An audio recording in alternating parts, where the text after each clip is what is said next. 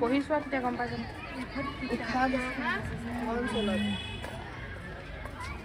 উপেন্দ্ৰনাথ বৰুৱা, সত্ৰাধিকাৰ, দ্বাৰিকানাথ গোস্বামী, বিপ্লৱী বৰুৱা, শংকৰ চন্দ্ৰ বৰুৱা, শ্বহীদ কমলা মিৰি, এই গোটেই মানে কিজনকে শ্ৰদ্ধাঞ্জলি জনাইছে ইয়াত।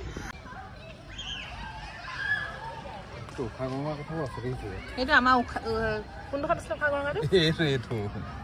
গাইছ, আমাৰ উষা গৰঙাৰো অৱদান আছে দেই। স্বাধীনতা সংগ্ৰামত আমাৰ উষা গৰঙাৰো চাহ বাগিচাৰ তেহলুল চৰ্দাৰ নামৰ ব্যক্তিজনৰ অৱদান আছে।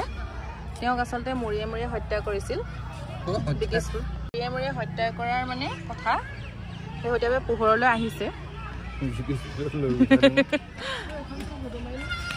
উষা গৰঙা গাইছ হৈ গ'ল আৰু চাই। আমাৰ আৰমান আৰু যাবি মানে আহিবলৈ বিচৰা নাই, সিহঁতি খেলিয়ে থাকিব লাগে তাক পুৰা।